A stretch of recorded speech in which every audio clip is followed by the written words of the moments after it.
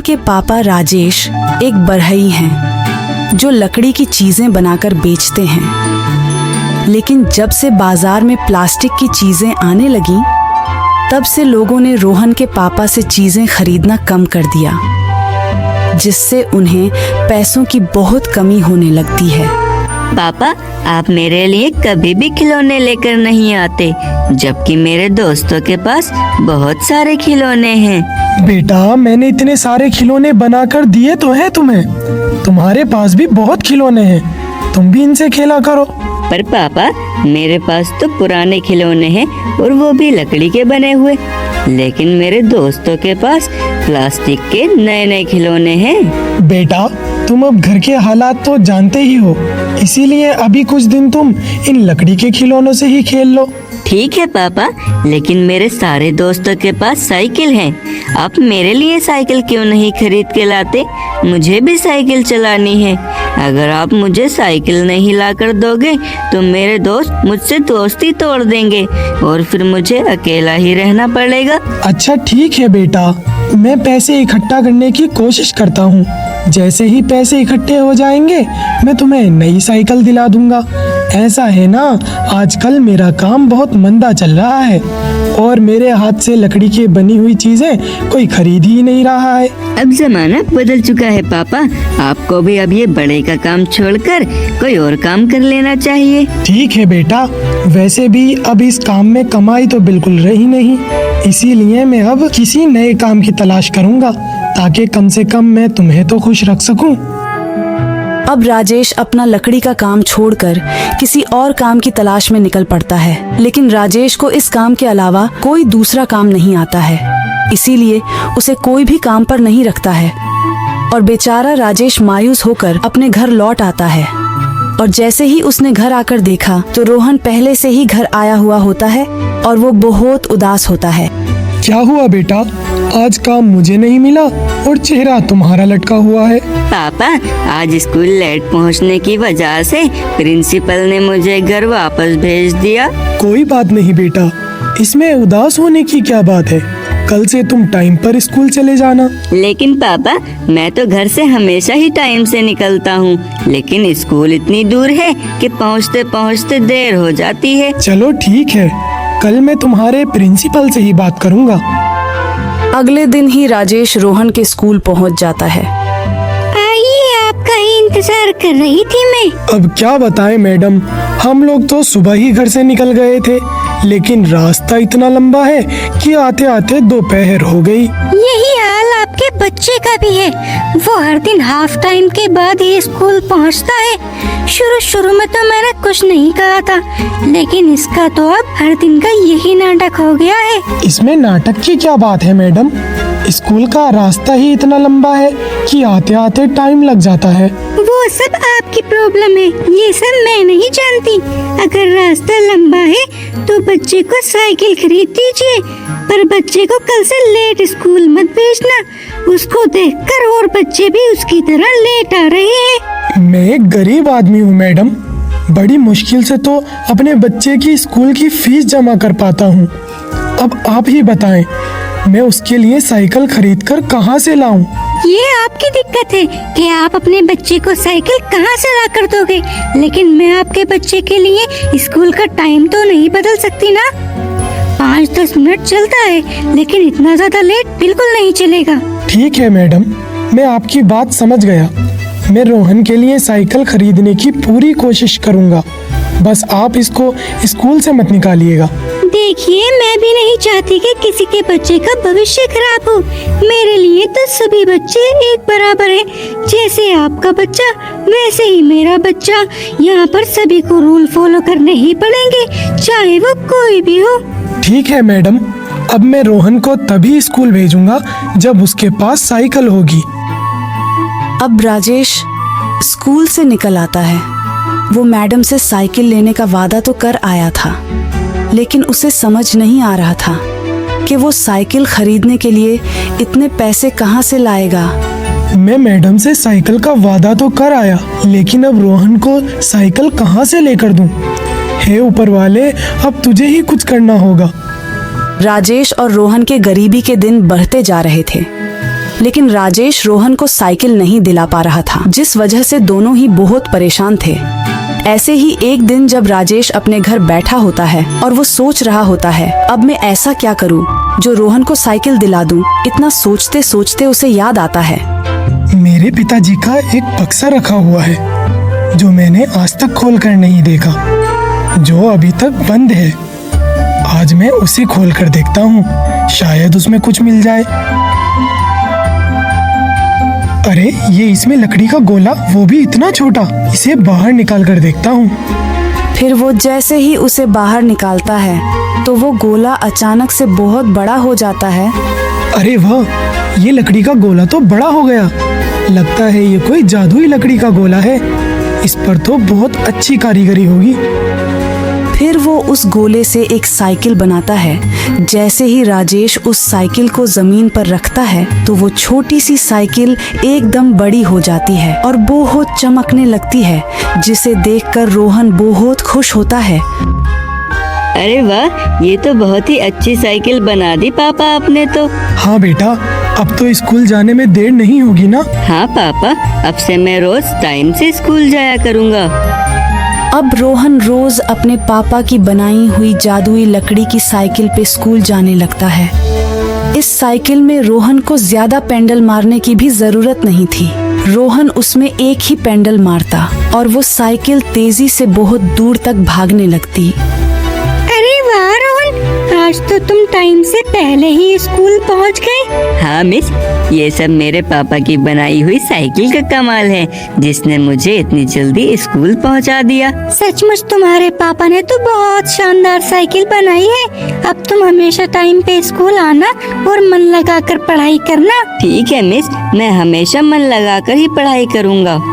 अब रोहन रोज टाइम से स्कूल जाता और उसकी जादुई साइकिल बहुत कम समय में स्कूल और स्कूल से घर पहुंचा देती। मैंने अपने बेटे के लिए तो साइकिल बना दी, लेकिन अभी भी बहुत सारे बच्चे ऐसे हैं जिनके पास ना तो स्कूल जाने के लिए साइकिल है और ना ही उसे खरीदने के लिए पैसे। राजेश उस गोले से और भी बहुत सी साइकिल बनाता है जो जादू से बड़ी हो जाती है। अब राजेश बाजार में बहुत ही कम दामों पर गरीब बच्चों को वो साइकिल बेचा करता था। ऐसी और दिलचस्प कहानियां देखने के लिए हमारे चैनल शान वॉइस को सब्सक्राइब करें। नेहा की आज शादी थी। नेहा के बाबूजी नेहा से मिलते हैं और बोलते हैं, बेटी मुझे माफ़ कर देना, जो भी मुझसे गलती हुई हो। तेरी आज सगी माँ जिंदा होती तो तुझे कितनी खुशी खुशी विदा करती। मेरी बच्ची, मैंने जो तेरे साथ किया तेरी भलाई के लिए किया। मैं जानता हूँ तेरी ये वाली माँ तुझे अच्छा नहीं समझती। बेटियों के लिए घर के दरवाजे हमेशा खुले रहते हैं। जब भी तेरा मन करे तो घर आ जाना। ये तेरा अपना ही तो घर है, मेरी कोई औलाद नहीं, बस एक तेरे सिवा। फिर नेहा के बाबूजी नेहा को विदा कर देते हैं और नेहा अपनी ससुराल में चली जाती है। अगले दिन नेहा की आंख बहुत लेट खुलती है। नेहा घबराकर उठती है और अपनी सास के पास जाती है। नेहा का ये हाल देखकर नेहा की सास बोलती हैं, क्या हुआ बहू, तू इतनी क्यों घबरा रही है? सब लोग मेरे इंतजार में भूखे बैठे होंगे, मेरी तो आज पहली रसोई है। माँ जी जल्दी बता दो मैं खाने में क्या बनाऊँ?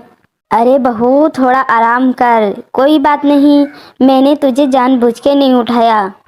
इस शादी के माहौल से तू थकी हुई है, इसलिए मैंने तुझे नहीं उठाया। मैंने नाश्ता सबके लिए बना लिया है। अब जल्दी से तू भी हमारे साथ नाश्ता कर ले। अपनी सास का ये प्यार देखकर नेहा रो पड़ती है और अपनी माँ की याद आ जाती है। घर पे एक दिन नेहा बहुत लेट उठती है और उसकी माँ बहुत ज़्यादा उसे मारती हैं और बोलती हैं, ओ महारानी जल्दी से उठ जा। नेहा को अपनी माँ की याद आ जाती है, जो उसकी माँ उसके साथ बुरा बर्ताव करती थी। नेहा को रोते हुए देखकर नेहा की सास बोलती हैं, क्या हुआ बहू, क्यों रो रही है? मैंने कोई बात गलत कह दी? नहीं माँ जी, बस ऐसी ही। समय के साथ साथ नेहा की और कमला की बहुत अच्छी दोस्ती हो जाती है। दोनों सास बहुएं बहुत खुशी खुशी रहने लगती हैं। जब भी नेहा अपनी सास का यह प्यार और अच्छा बर्ताव देखती थी, उसके आंखों में आंसू आ पड़ते थे। एक दिन नेहा के घर घोसी दूध देने आता है। नेहा दूध लेने जाती है। वो घोसी नेहा के साथ छेड़छाड़ी करता है। तभी नेहा अपनी सास को बुला लेती है। बचाओ माँ जी, बचाओ। इतने में कमला आ जाती है और कमला घोसी को खूब उल्टी सीधी सुनाती है।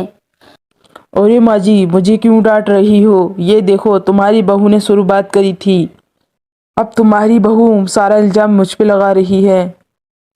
हाँ, मुझे अच्छी तरीके से पता है। मुझे अपनी बेटी पे पूरा भरोसा है। तुझे क्या लगा मैं अपनी बहू को डांटूंगी? जब गलती तेरी है तो तुझे ही डांटूंगी। मेरी बहू ऐसा कभी नहीं कर सकती और ना ही मेरी बहू ऐसी है। कमला घोसी को खूब उल्टी सीधी सुनाती है। ये प्यार और भरोसा देखकर नेहा के आंखों में आंसू आ जाते हैं और नेहा रोने लगती है। तभी नेहा की सास बोलती हैं, क्या हुआ बहू, जब भी मैं कुछ ऐसा करती हूँ तो रोने क्यों लगती है? क्या मैं तेरे साथ अच्छे बर्ताव नहीं करती?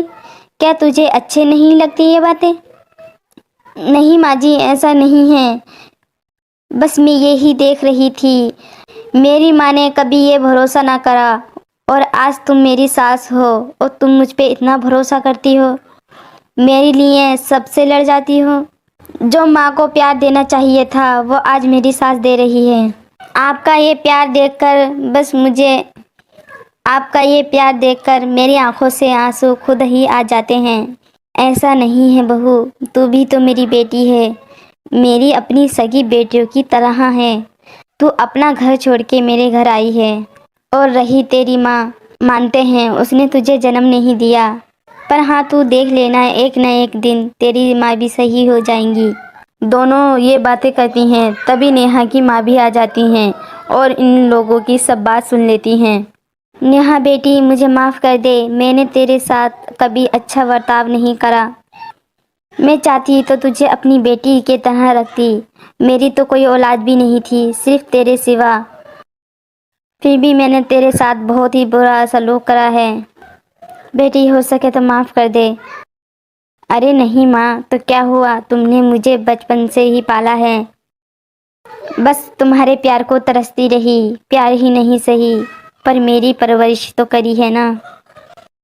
नेहा की यह बात सुनकर दोनों माएँ खुश हो जाती हैं और नेहा अपनी दोनों माँओं का प्यार पाकर बहुत खुश होती है और अब सब लोग खुशी खुशी रहने लगते हैं। सावित्री अपनी पोती के साथ गांव में रहती थी। सावित्री का बेटा रवि शहर में रहता था। सावित्री घर में अकेली रहती थी, इसलिए अनामिका को अपने साथ रख लिया था। रवि शहर में रहता था। रवि अपनी पत्नी और एक बेटा राहुल के साथ रहता था।